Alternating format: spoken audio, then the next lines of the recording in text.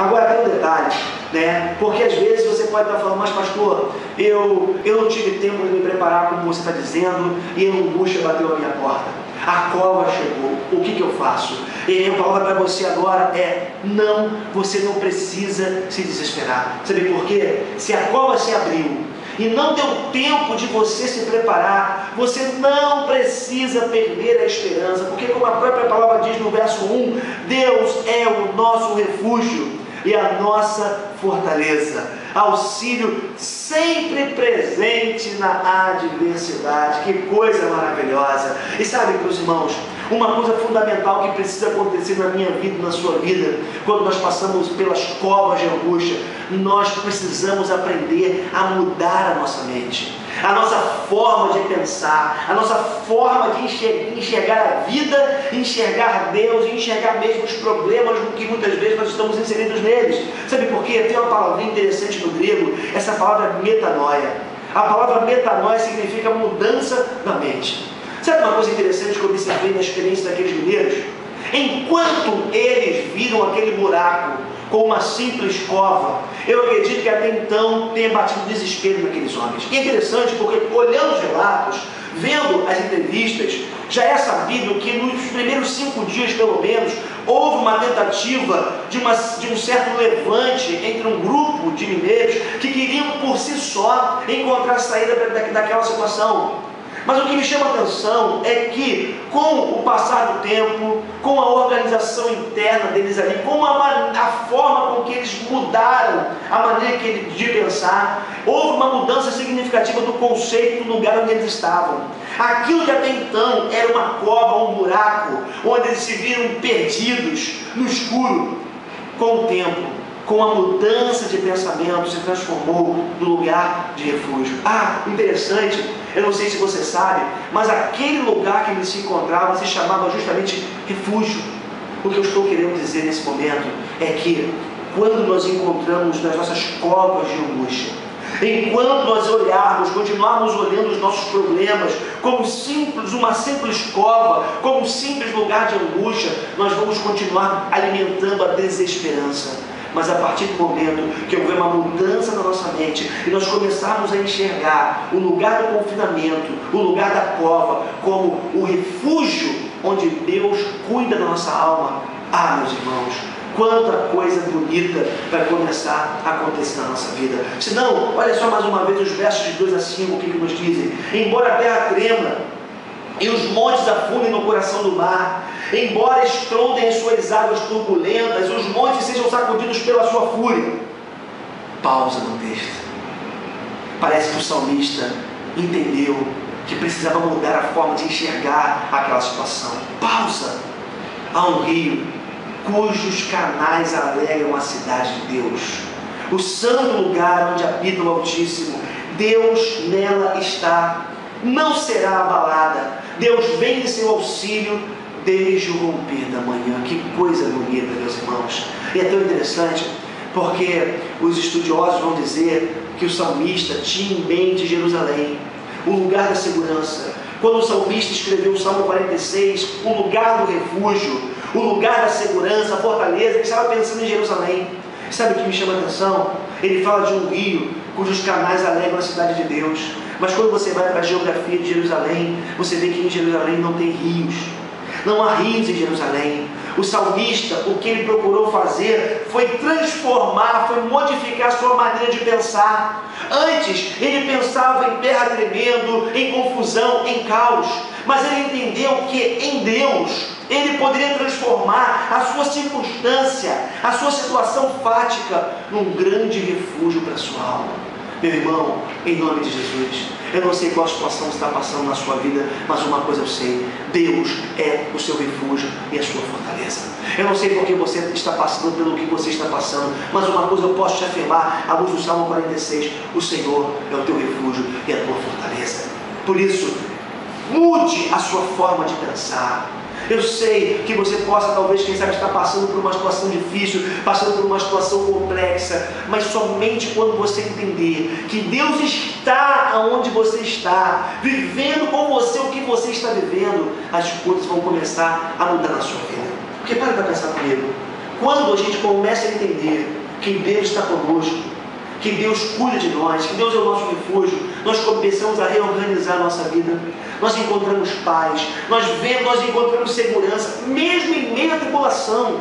Nós podemos falar como o salmista mesmo, no Salmo 23 ele fala: ainda que eu passe pelo vale da sombra da morte, o Senhor está comigo, eu não temerei. Que coisa maravilhosa! E é tão bonito quando você vai para as imagens, quando você vai para os relatos do resgate dos mineiros. Tem um episódio em que o presidente do Chile ele mostra um pedaço de papel que os mineiros escreveram, onde eles diziam: nós estamos bem no refúgio, nós estamos bem aqui no refúgio, nós os 33 mineiros estamos refugiados, seguros aqui nesse lugar. E aí eu me remeto ao verso 10 do Salmo 46, onde o salmista vai dizer: parem de lutar, saibam que eu sou Deus, serei exaltado entre as nações, serei exaltado na terra. Que coisa maravilhosa. Meu irmão, pare de lutar, pare de tentar encontrar as saídas com as suas próprias forças. Aprenda a perceber que Deus é o teu refúgio. Mesmo aonde você está, mesmo na cova em que você se encontra, eu te afirmo à luz da palavra de Deus, nesse momento Deus está falando para você: pare de lutar. Em algumas versões do texto bíblico está assim: fiquem quietos, aquietai-vos, saibam que eu sou Deus, serei exaltado entre as nações, serei exaltado na terra. Uma quarta lição que eu aprendi com esse episódio é que nós precisamos aprender a confiar na eficiência da maior de todas as equipes de resgate. Que coisa maravilhosa! Quando a gente vai lá para o episódio do resgate dos mineiros, a gente vê que houve a preparação, a montagem de uma grande equipe de resgate que foi que libertou, que livrou aqueles mineiros daquela angústia. Agora, fazendo um paralelo, eu gosto muito da ideia de Deus, a palavra do Antigo Testamento, que é uma palavra que é a palavra Elohim. Não sei se você sabe, mas essa palavra Elohim, esse sufixo im e em no final da palavra, dá a ideia de pluralidade. Isso mostra o Deus plural. É uma espécie de manifestação da Trindade já no Antigo Testamento. Então, o Deus plural, o Deus único que se subdivide em três pessoas, Pai, Filho e Espírito Santo, com atributos e atribuições diferentes, distintas, é esse Deus que trabalha desde a eternidade em favor do seu povo. E é tão interessante porque esse Deus que cuida de nós de uma forma plena, de uma forma maravilhosa, de uma forma grandiosa, esse Deus ele tem um prazer muito grande em trabalhar em equipe, e tem sido assim desde a eternidade. Eu gosto muito quando Leonardo Boff chama a Trindade de a comunidade perfeita. Pai, Filho e Espírito Santo subsistindo eternamente, de forma perfeita, absoluta, íntegra, desde a eternidade. Mas uma coisa bonita é que esse Deus tem prazer em trabalhar em parceria, tem prazer em trabalhar com cooperação de outras pessoas. Olha só que coisa bonita no verso 1. A palavra de Deus diz que esse Deus que eu estou afirmando para vocês, esse Elohim, ele é auxílio sempre presente na adversidade. Quando você vai para Gênesis capítulo 1, verso 1, o que você vê no primeiro versículo da Bíblia está escrito assim: no princípio Deus, Elohim, é a palavra que está lá, criou os céus e a terra. E mais, quando você vai ainda para Gênesis 1, verso 26, está escrito assim: façamos o homem a nossa imagem, conforme a nossa semelhança. Mais uma vez, o Deus plural, o Deus que trabalha em equipe, afirmando: façamos conforme a nossa imagem e a nossa semelhança. Agora, sabe o que me chamou a atenção também no episódio do resgate desses 33 mineiros? Foi a forma como a equipe de resgate ela se preparou e ela trabalhou para o resgate daqueles homens. É interessante porque o acampamento que foi montado se chamou Acampamento Esperança. Meus irmãos, sabe o que eu vejo nisso tudo? Que Deus tem uma forma muito particular, muito pessoal, muito maravilhosa, muito poderosa de trabalhar na vida dos seus filhos. A primeira coisa que eu vejo Deus fazendo, a primeira maneira que eu vejo Deus trabalhando, é com o monitoramento 24 horas de cada um de nós. Quando você vai para o Salmo 139, está escrito nesse Salmo que se nós montarmos a nossa cama no mais profundo abismo, Deus ali está. Meu irmão, Deus monitora você 24 horas por dia. Não para pegar os seus erros, não para estar pronto para te condenar nas suas pequenas falhas, ou mesmo nas maiores que você possa cometer. Esse Deus de amor sonda você, cuida de você, mesmo nos momentos difíceis da sua vida. Olha que coisa bonita.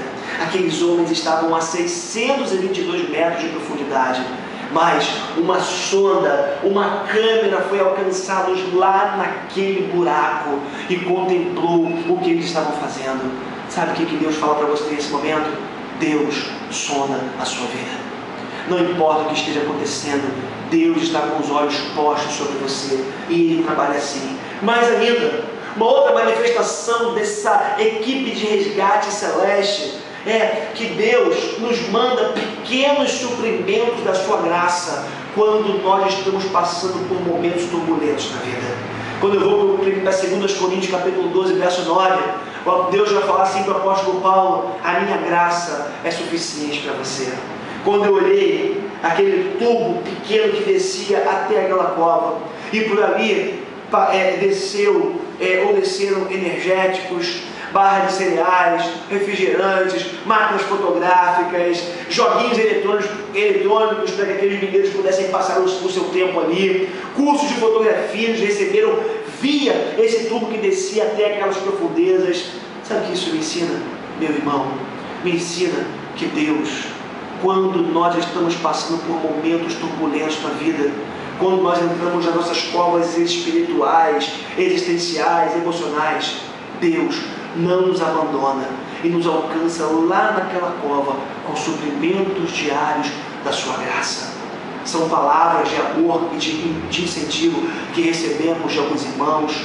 É um abraço apertado de um ente querido. É a própria palavra de Deus que alguém traz ao nosso encontro e realimenta a nossa alma. E assim Deus vai nos alimentando e nos fortalecendo nos momentos de angústia. Mas não termina por aí a forma de Deus trabalhar. Deus também trabalha fazendo um investimento maciço no acampamento Esperança. Lembra comigo a estrutura que foi montada na superfície para o resgate daqueles mineiros?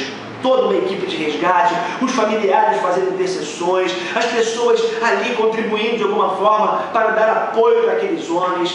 Aquele acampamento Esperança estava montado para o resgate daquelas pessoas. E quando eu vou para Atos capítulo 12, verso 5, está escrito lá: mas a igreja orava intensamente a Deus por ele, fazendo menção daquele episódio em que Pedro estava preso e a igreja orava, e enquanto a igreja orava, Deus agia. Eu vou dizer uma coisa para você: às vezes nós achamos que estamos sozinhos, né? Achamos que fomos abandonados, mas saiba de uma coisa: existe um povo orando por você. Existe um exército Esperança, um acampamento Esperança que foi montado para ajudar você nos seus momentos difíceis. Há um povo intercedendo pela sua vida, há pessoas orando por você. Você não está sozinho.